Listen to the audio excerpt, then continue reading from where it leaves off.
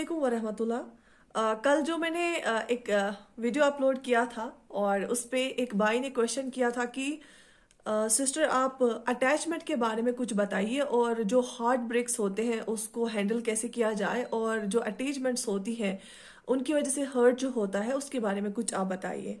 तो मेरा आंसर ये रहेगा। इसको हम दो तरीके से देख सकते हैं। एक तो बीइंग अ मुस्लिम आपको पता है कि एक आयत भी है कि we should not get attach to the worldly things. Even एक कोड भी है कि we should not get attach don't get attach to the worldly things, be in the world but don't let world be in you. So इसका मतलब ये है कि हमारा जो क्रिएटर है, जो ऑलमाइटी है, हमें सबसे ऊपर उनको रखना है, सबसे ज्यादा प्यार उनको करना है, उसके बाद बाकी लोग हैं। तो बट ये होता नहीं है ऐसा। हमारी जो है बहुत सारी अटैचमेंट्स होती है। और अगर हम बाकी फिलोसफिकल एंगल से इनको देखेंगे, अटैचमेंट बेसिकली क्या होता है कि ये कंडीशनल लव होता है। अटैचमेंट इज नॉट लव, क्योंकि अटैचमेंट एक कंडीशन के बेसिस पे होता है। और जब आप अटैच होते हैं किसी के साथ, आप उसके साथ आप उस पर डिपेंड हो जाते हैं। जो आप है ना, आपकी एक यूनिक पर्सनालिटी है, वो कहीं खो जाती है। जितनी ज्यादा अटैचमेंट होगी उतना ज्यादा आप डिपेंड रहेंगे उस इंसान पे। अगर वो इंसान खुश रहेगा आप खुश है, अगर वो इंसान खुश नहीं है तो आप भी खुश नहीं है। तो that is not called love, because इससे क्या हो जाता है कि आपकी परेशानी, आपका गम जो है वो डबल हो जाता है। जैसे कि मैं आपको एग्जाम्पल दूंगी, जैसे आपके पेरेंट्स होते हैं। पेरेंट्स को बच्चों के साथ बहुत अटैचमेंट होती है, बट अटैचमेंट नहीं होना चाहिए, प्यार होना चाहिए। क्यों? क्योंकि अगर कुछ ऐसा वैसा होता है और हम क्या बोलते हैं, हम कुछ गलत चीज हो रही होती है, कोई भी चीज हो रही होती है हमारे साथ, एट टाइम्स बच्चा सोचता है कि अगर मैंने घर में बोला कि वो भी परेशान हो जाएंगे। क्यों? क्योंकि हमें पता है इनको हमारे साथ बहुत अटैचमेंट है। तो दिस अटैचमेंट जो है ये सही नहीं होता है किसी भी के लिए भी। जो वन पार्टी और द अदर पार्टी, किसी के लिए भी ये सही नहीं होता है, क्योंकि दोनों हर्ट हो जाते हैं, दोनों परेशान हो जाते हैं। लेकिन अगर वहीं पे कोई ऐसा बंदा होता है और हमें पता है कि ये केयर करता है हमारे लिए, और अगर हम इसके साथ शेयर करेंगे तो ये हमें कोई सोल्यूशन बताएगा, so that is the love. That is unconditional love. वैसा ही होना चाहिए बेसिकली। क्योंकि अगर आप परेशान है, जो अगला बंदा होगा वो आपको उस परेशानी से निकालना चाहिए, ना कि वो भी उस परेशानी में आ जाना चाहिए। जब अटैचमेंट होती है ना, तो जब आप शेयर करते हैं कोई अपनी परेशानी, तो आप उस बंदे को भी अपने साथ, वो भी आपके साथ ही उस परेशानी में आ जाता है। लेकिन जहां पे अटैचमेंट नहीं होती है बट यस सपोर्ट सिस्टम होता है और केयर होता है, वो आपको सोल्यूशन देगा उस परेशानी से निकालने के लिए। राइट? तो हम सब इंसान है ऑब्वियसली। एक वो परफेक्ट टाइप और आइडियल टाइप तो पॉसिबल है नहीं, बट जितना हो सके तो अटैचमेंट्स को कम करना चाहिए और अनकंडीशनल लव जो होता है वो ज्यादा सही रहता है। और सबसे ज्यादा प्यार हमें ऑलमाइटी से करना चाहिए। और we are the beautiful creatures of beautiful creator. And इसमें अब दूसरा क्वेश्चन ये था कि how to deal with these heart breaks. उसमें मैं ये बताऊंगी कि आप जो है ना खुद को खो देते हैं, कि आपकी जो यूनिक पर्सनालिटी होती है, आपका खुद में फेथ नहीं रहता है। अगर आप वो फेथ खुद में ऑलमाइटी में रेस्टोर करेंगे ना, तो आपको बहुत सारी उम्मीदें नजर आ जाएंगी, आपको बहुत सारे रास्ते नजर आ जाएंगे।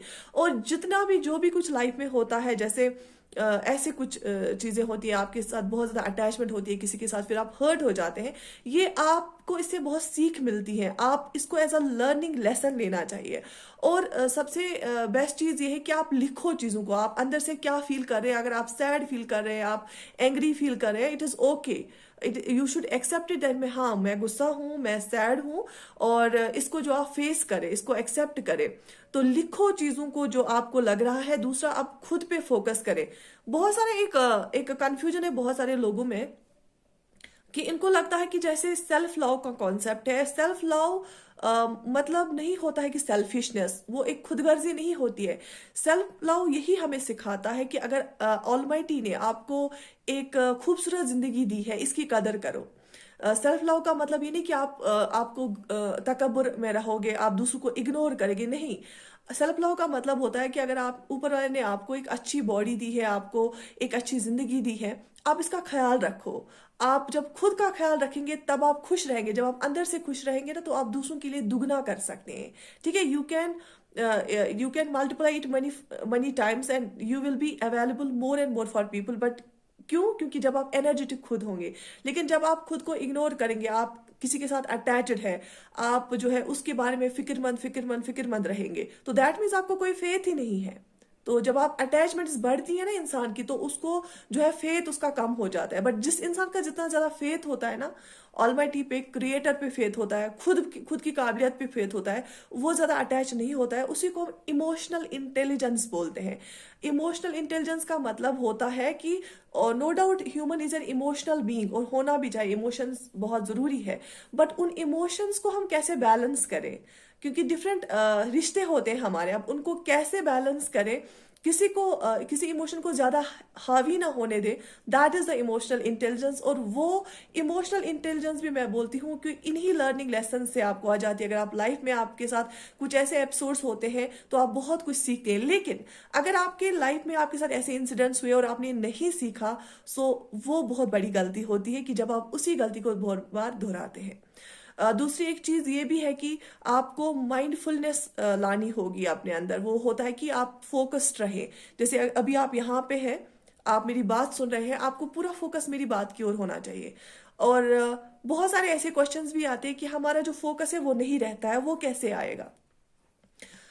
उसके लिए ये है कि अगर आप को फोकस अच्छे से नहीं होता है, उसके लिए सबसे बेहतर ये होता है कि आप डिटेलिंग में जाइए। अगर आप अभी मेरी बात सुन रहे हैं तो आप ये देखें कि अच्छा, मैं फेसबुक पे ये देख रहा हूँ, ठीक है, तो इसका बैकग्राउंड वाइट है, तो इस टॉपिक पे बात हो रही है, ओके, तो इतनी ड्यूरेशन का वीडियो। तो जब आप डिटेलिंग में जाते हैं ना, एक एक्सरसाइज होती है, इससे आप जो है प्रेजेंस ऑफ माइंड वापस आता है। अदरवाइज क्या होता है कि आप कोई वीडियो देख रहे होते हैं, फॉर एग्जाम्पल, आपका माइंड जो है ना वो कहीं और होता है, वो कुछ कुछ और सोच रहा होता है। फॉर एग्जाम्पल, आप खाना खा रहे हो तो आपका दिमाग वहां पे नहीं होता है। ये रीजन होता है इन अटैचमेंट्स का, अटैचमेंट्स के साथ, क्योंकि ये attachment these lead to the materialism ज्यादा से ज्यादा, और हमारा जो ध्यान होता है ना वो भटकता रहता है। लेकिन जब आप बिल्कुल फोकस करेंगे, खाना खाने के टाइम खाने पे फोकस करेंगे, पानी पीने के टाइम पानी पे फोकस करेंगे, पढ़ाई के टाइम पढ़ाई पे फोकस करेंगे, तो आपकी जो पर्सनैलिटी है ना उसमें भी बेहतरी आएगी। सो आई होप कि आपको थोड़ा सा भी जो है समझ आया होगा। जितना मुझसे हो सका मैंने कोशिश की आपके क्वेश्चन की आंसर करने की। So I wish you all the best, and my good wishes are with you. Take very good care of yourself. Allah Hafiz.